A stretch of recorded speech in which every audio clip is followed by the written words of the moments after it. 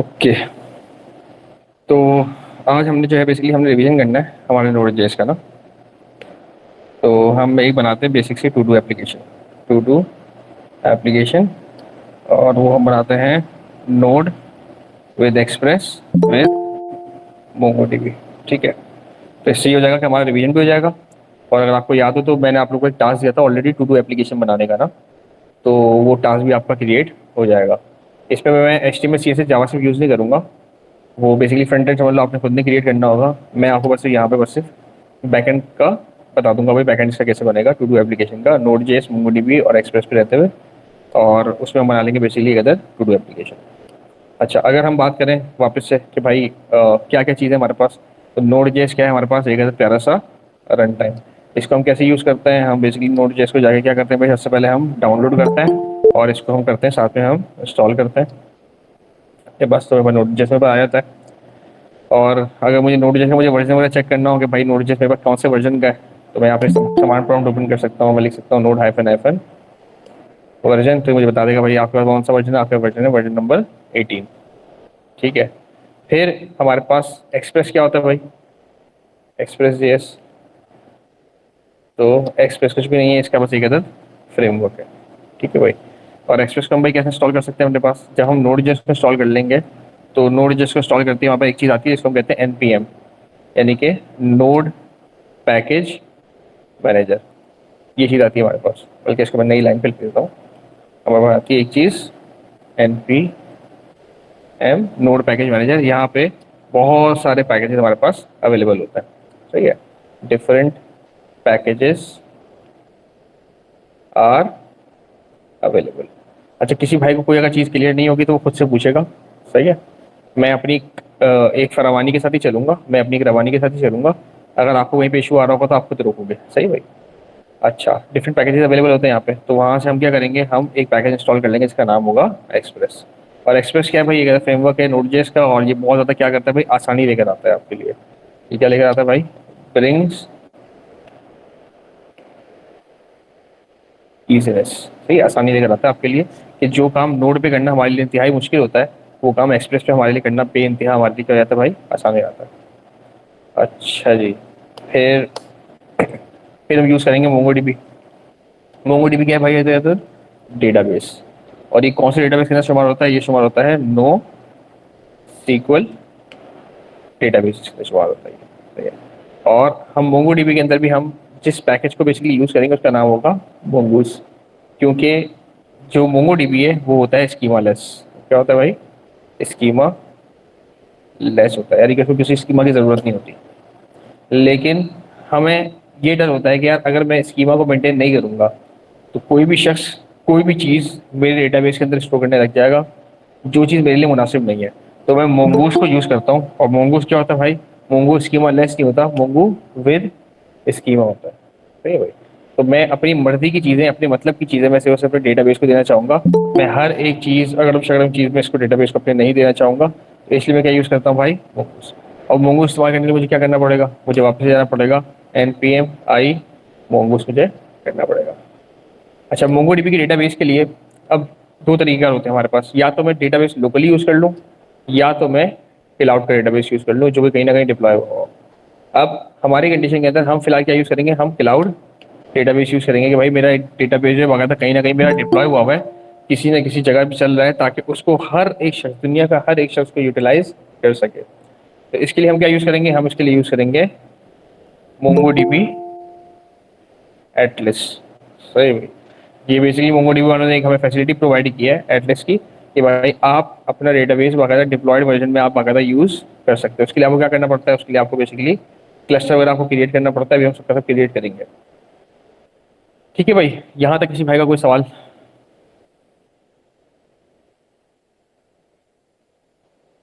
सब चिल है, आगे बढ़े हैं? जी किसी सर। भाई का कोई सवाल? कोई सवाल नहीं है, चिल पार्टी है। चले भाई, चलो आगे बढ़ते हैं।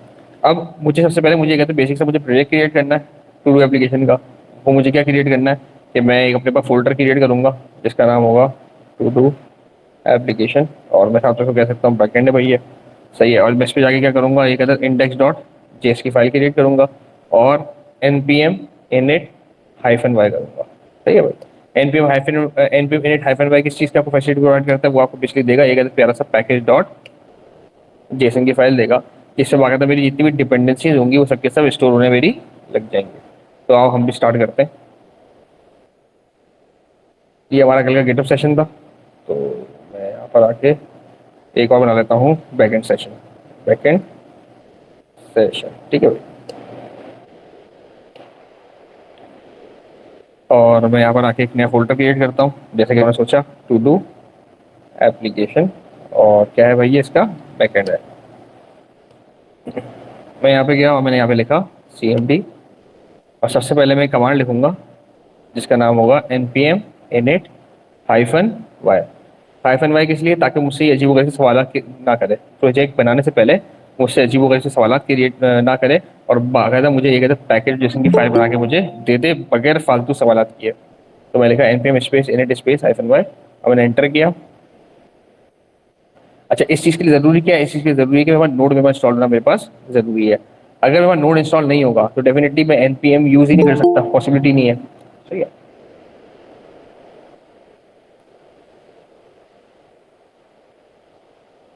क्या हो गया, मेरा नेट स्लो है क्या, इतना टाइम थोड़ी लगाता है।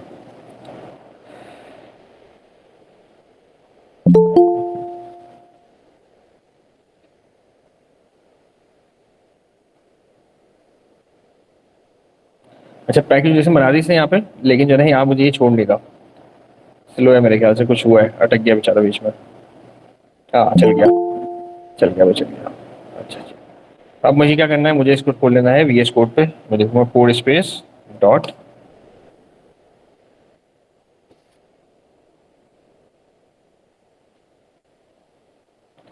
सही भाई, ये मेरा पैकेज डॉट जेसन की प्यारी से मेरा फाइल क्रिएट हो गई, क्योंकि मैंने कहता है npm init हाइफन वाई। इससे मुझसे कोई फजूल के सवाल नहीं किया और बाकायदा मुझे गलत प्यारे से मुझसे मुझे फाइल मुझे क्रिएट करके दे दी है। अब मुझे क्या करना है, एज जैसे हमने यहाँ पे लिखा था इंस्ट्रक्शंस के अंदर कि सबसे पहले मुझे क्या क्रिएट करनी है, मुझे क्रिएट करनी है प्यारी सी इंडेक्स डॉट जेएस की फाइल। तो मैं यहाँ पर आऊँगा और एक फाइल क्रिएट कर लूँगा इंडेक्स डॉट जेएस।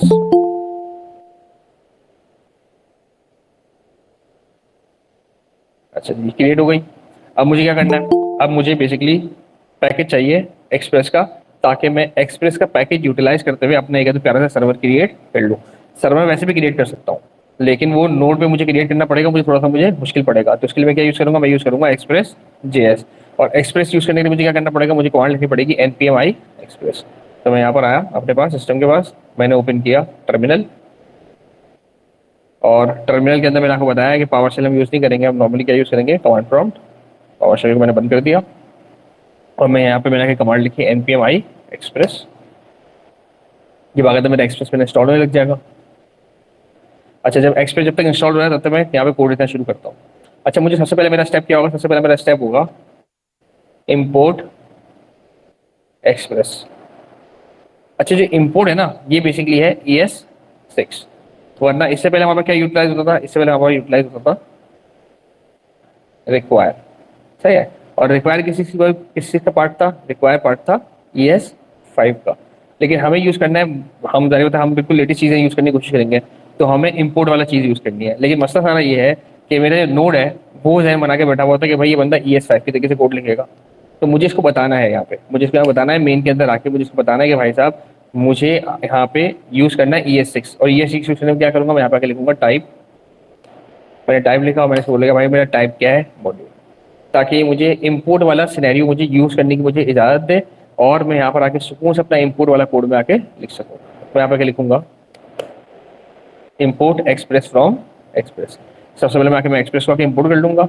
अच्छा, फिर मुझे क्या करना है, अगला मेरा स्टेप होगा, जब मैं इंपोर्ट कर लूँ एक्सप्रेस को, तो फिर मेरा अगला स्टेप होगा कि मैं एक वेरिएबल बनाऊँ ऐप के नाम का, ये स्टैंडर्ड ऑफ कोड है, और मैं एक्सप्रेस की तमाम ताकतें, यानी कि एक्सप्रेस जो है ना बेसिकली, उसको मैं कॉल करा लूँ और ऐप के अंदर लाके बंद कर दूँ। यानी कि इन शॉर्ट ये जिसको मैं ये कहता हूँ कि एक्सप्रेस की तमाम ताकतें आपने इस ऐप नाम के वेरिएबल के अंदर आपने लाके बंद कर दी। तो हम भी यही करेंगे, हम क्या करेंगे भाई, const app is equal to express. तो मैंने एक्सप्रेस की इतनी शक्तियाँ थी, मैंने सबके सब मैंने ऐप के अंदर आके मैंने बंद कर दी। अब अगला मेरा स्टेप क्या होगा, अब याद करो, मैं आपको जब एग्जांपल देता था, मैं आपको ये बताता था अक्सर बेशतर कि भाई बैकएंड कुछ भी नहीं है, समझ लो एक ऐसी दुकान है, सही है। उस दुकान पे डिफरेंट डिफरेंट किस्म के कस्टमर्स आएंगे, डिफरेंट डिफरेंट तरीके के क्लाइंट्स आएंगे। वो क्लाइंट्स आपसे आके चीज़ें मांगेंगे, आपने उनको बेसिकली वो चीज़ें आपने प्रोवाइड कर देनी है। यानी कि हर एक क्लाइंट अपनी रिक्वेस्ट लेकर आएगा और आपने उसके सामने से क्या करना है, आपने उसको रिस्पॉन्स बैक करना है। अच्छा, अब सबसे पहला इंपॉर्टेंट पार्ट ये कि भाई दुकान खुलनी भी तो चाहिए ना, क्या वो दुकान खुली हुई है कि नहीं है। तो हम उसके लिए क्या करते हैं, हम यहाँ पर आके ऐप को आके कान लगा के सुनना शुरू कर देते हैं। हम कहते हैं भाई मैं पहले दुकान को चेक तो करूँ कि दुकान आखिर खुली भी है कि नहीं खुली है। मैं उस दुकान के लिए उसको बाकायदा एक दूंगा पोर्ट नंबर। मैं बोलूंगा यार मेरी दुकान जो है बेसिकली इस स्पेसिफिक पोर्ट के ऊपर रन हो रही है। और अगर वो खुल जाती है दुकान, तो फिर मैं क्या करूंगा, फिर मैं बाकायदा एक console डॉट लॉग लगा दूंगा कि हाँ भाई साहब ये वाली दुकान मेरी बाकायदा खुल चुकी है। जैसे यहाँ पे देखो कंसोल लगा हुआ है कि सर्वर इज रनिंग और पोर्ट नंबर 3000। ये पोर्ट नंबर हमें देना हमारे लिए जरूरी होता है। और पोर्ट नंबर कुछ भी हो सकता है, 2000, 3000, 4000, 5000, 8000, 8001, 6003। मैं कुछ भी पोर्ट नंबर अपने हिसाब से मैं रख सकता हूँ। अब बाकायदा मुझे मेरी बाकायदा दुकान मेरी अगर खुल गई, अगर मेरी दुकान बाकायदा ओपन हो गई, तो मुझे ये मैसेज पे मुझे कंसोल करके मुझे बता देगा कि हाँ भाई साहब आपका जो सर्वर है वो 3000 पोर्ट नंबर पे रन हो रहा है। अच्छा जी। थोड़ा छोटा कर देते हैं। अब मुझे बाकायदा मुझे दुकान चला के मुझे चेक करनी है। तो उसके अलावा तरीकेकार क्या है, याद रहे कि नोड हमने सीखा क्यों था। नोड सीखने के पीछे रीज़न ये था कि भाई मुझे अपने ब्राउज़र से हट के, मुझे जावास्क्रिप्ट चलानी है। तो मुझे अगर ब्राउज़र से हट के अगर जावास्क्रिप्ट चलानी है तो मुझे नोड के जरिए चलानी पड़ेगी। और नोड के जरिए कोई भी फाइल रन करने के लिए, to run any file with node type node space file name. सही भाई, मुझे जो भी फाइल मुझे रन करनी है, मुझे इसके लिए क्या तरीका यूज करना पड़ेगा, नोड लिखना पड़ेगा, स्पेस लिखना पड़ेगा, मुझे फाइल का मुझे नाम लिखना पड़ेगा। तो मैं यहाँ पर आता हूँ और मैं यहाँ पर लिखता हूँ node space index dot JS. भाई साहब मुझे प्लीज ये वाली फाइल आप चला के दे दो। जैसे मैंने एंटर किया तो मेरा हर एक कोड बाकायदा लाइन बाय लाइन चलेगा। यानी कि सबसे पहले इंपोर्ट करेगा एक्सप्रेस को, फिर ये ऐप के अंदर एक्सप्रेस की सारी शक्तियाँ डालेगा, और उसके बाद जाके ये ऐप को क्या करेगा भाई, ये लिसन करेगा। और देखो जैसे इसने लिसन किया, इससे सामने से क्या बोला, server is running on port number 3000, कि हाँ भाई आपकी बाकायदा एक दुकान है जो बाकायदा 3000 के पोर्ट नंबर पर बाकायदा जाके ये ओपन हो चुकी है। अब मुझे इसमें रिक्वेस्ट और रिस्पॉन्स का सीन बनाना है।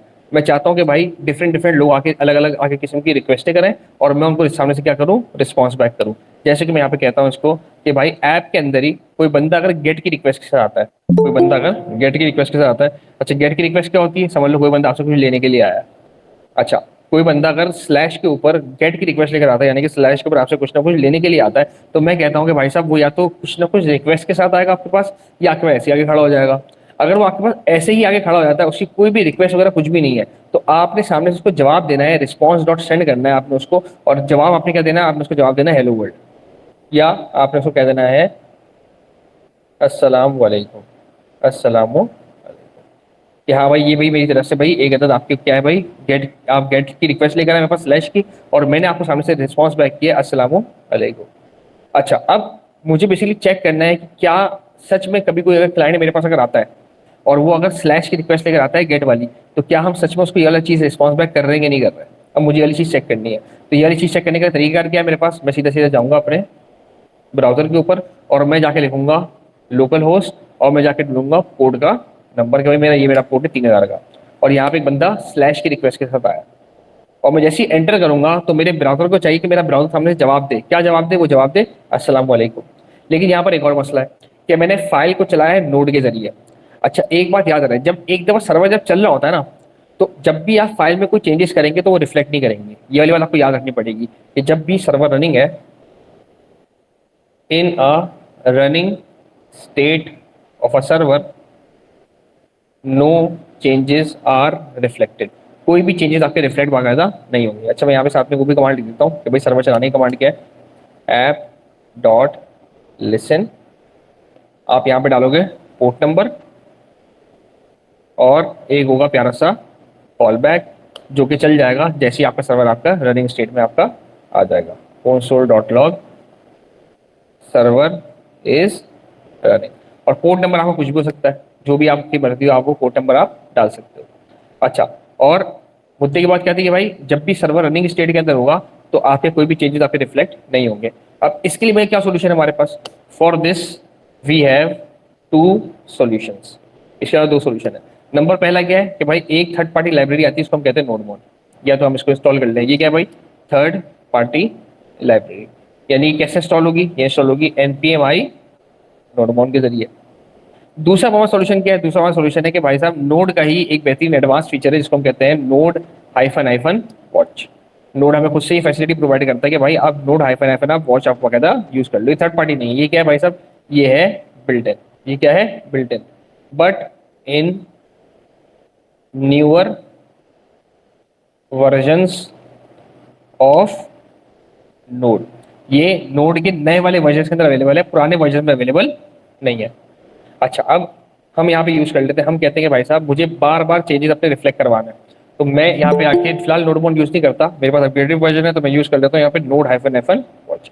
मैं कहता हूँ भाई नोड हाइफन हाइफन वॉच अगर आपने लिख दिया, तो अब आप जो भी चेंजेस करोगे अपने कोड के ऊपर, तो उसके लिए आपको बार बार सर्वर को रोक के वापस आपको चलाने की जरूरत नहीं है। तो हम यहाँ पे नोड हाइफन हाइफन वॉच किया हमने, और मैंने कहा मेरी फाइल का नाम क्या है, मेरी फाइल का नाम है भाई index.js। अब बाकायदा मेरा सर्वर रन कर रहा है पोर्ट नंबर 3000 के ऊपर। मैं अपने ब्राउजर के ऊपर गया और मैंने यहाँ पर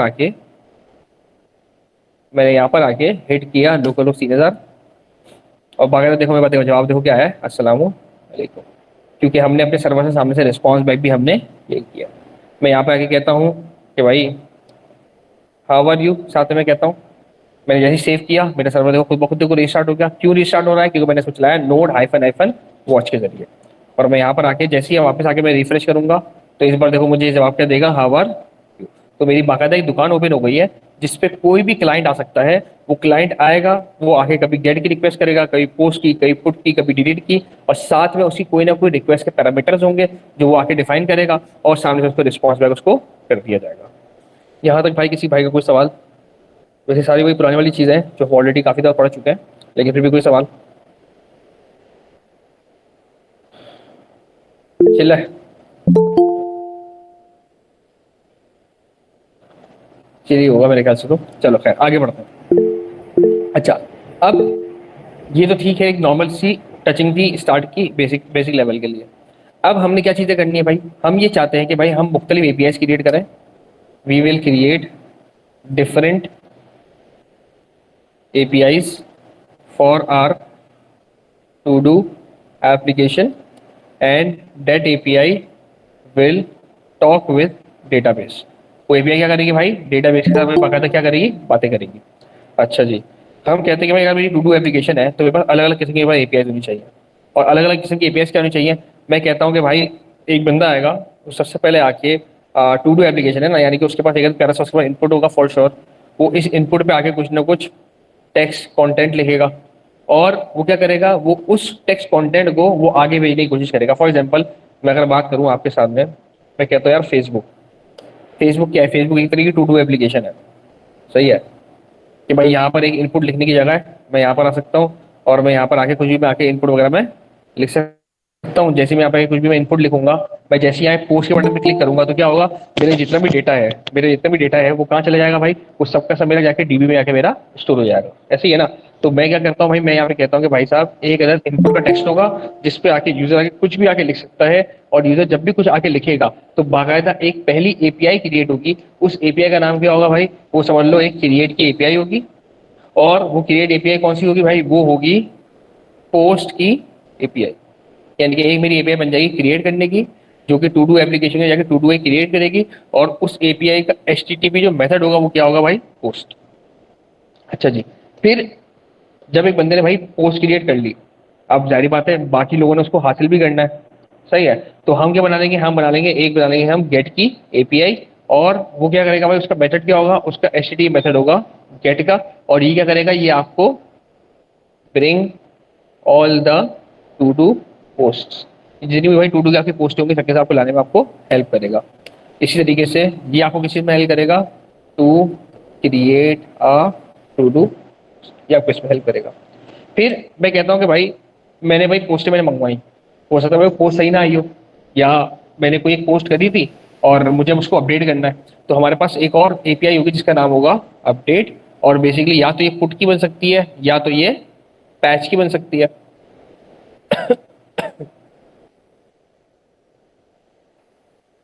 हाँ, या तो ये पुट की बन सकती है, या तो ये पैच की बन सकती है। और इसका काम क्या होगा, इसका काम होगा भाई update a specific to do post. अच्छा याद रहे, अब मैं यहाँ पे देखो क्या कह रहा हूँ, update a specific to do post, कोई एक specific to do post update होगी। तो यानी कि मुझे अपडेट की जो एपीआई बनानी है ना, मुझे साथ में इसको अपडेट की एपीआई को मुझे साथ में एक और चीज बतानी है, मुझे अपनी स्पेसिफिक टू डू पोस्ट की ना मुझे इसको आईडी बतानी पड़ेगी।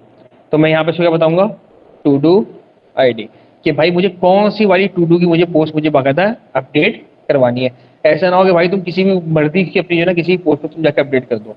नहीं भाई, जिस पोस्ट को मैं अपडेट करवाना चाहता हूँ मैं उसकी तुम्हें आईडी दूंगा और तुम सिर्फ उसको ही जाके तुम अपडेट करवाओगे, तुम हर एक पोस्ट को तुम जाके अपडेट नहीं करवाओगे। ठीक है भाई। अच्छा जी, फिर इसी तरीके से हमारे पास एक एपीआई क्रिएट होगी जिसका नाम होगा डिलीट।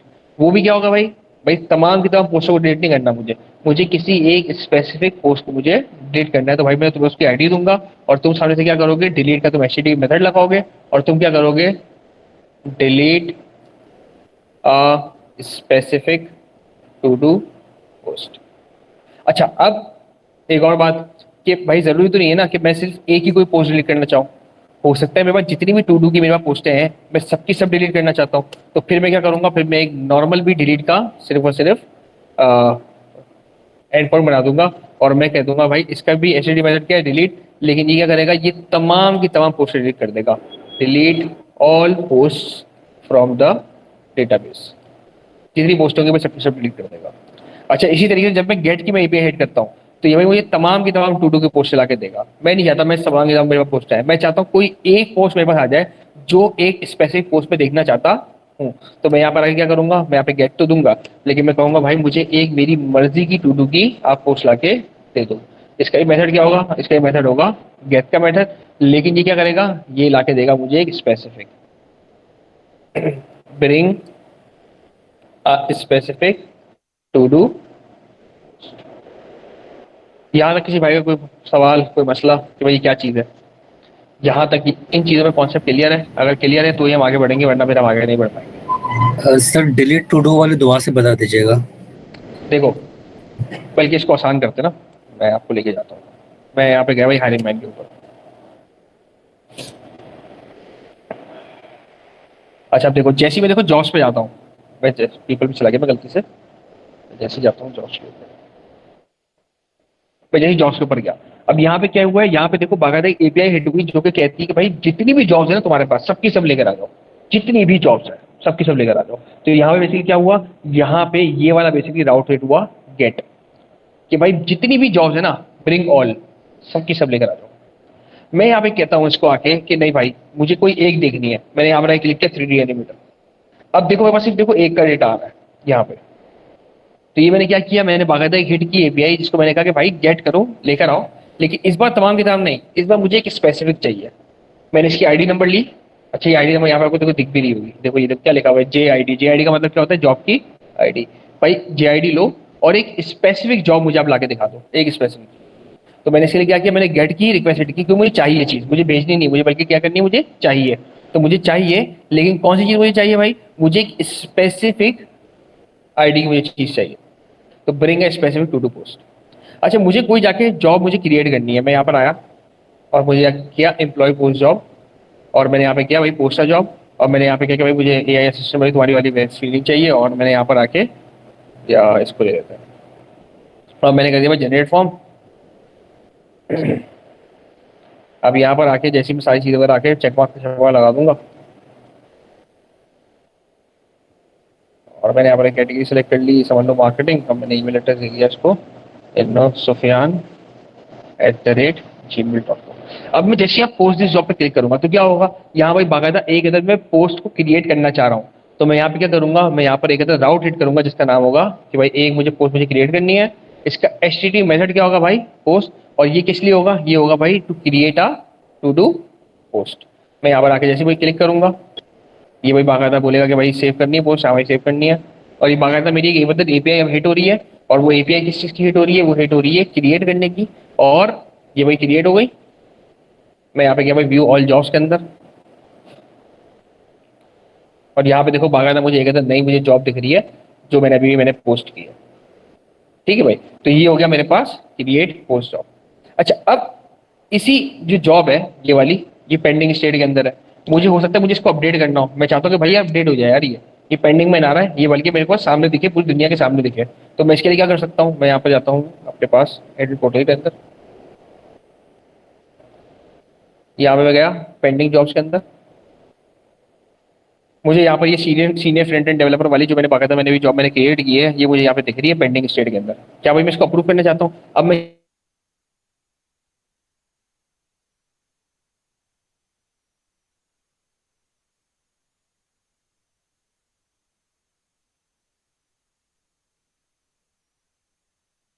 अब मैं यहाँ पे आपको देखो दिखाता भी हूँ।